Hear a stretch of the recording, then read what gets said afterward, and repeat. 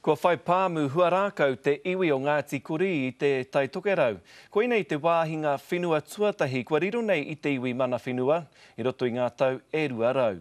Ka noho ia hei tuā papa ohanga mo te iwi. Me te aha, kaore te kapa ko tahi o tā rātau whakataunga tiriti I whakapaua hei hoko I tēnei whenua. Kei a Roihana Nuri ngā whakamārama. Kei runga tētehi iwi o muri whenua I te huarahi whai hua a ohanga. It's the first parcel of land that Ngāti Kuri has owned in nearly 200 years.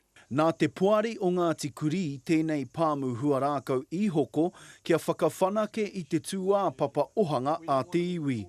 There was some concern about the sluggishness of our land settlement.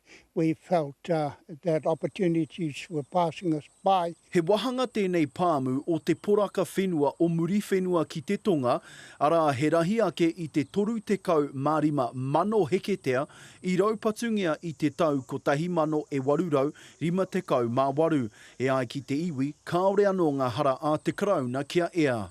When this opportunity came, if we had allowed the settlement monies to be used here, well, we would have missed out because, as you understand, no doubt settlement hasn't taken place yet.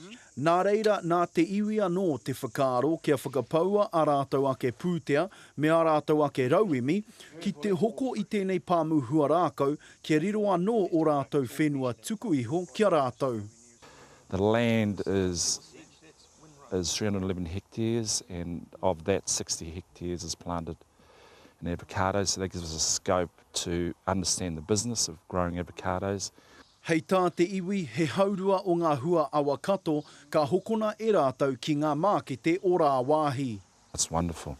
The ability to plant our foot firmly as tangata whenua on a piece of land that we can historically connect to has been important. And the fact that it's done outside the treaty claim process, to me, has got more significance. It's ancestral ground. It's come back to its rightful owners, Ngāti Kuri.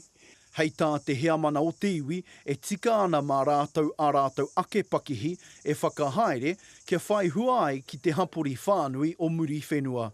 Roihana Nuri, Te Karere.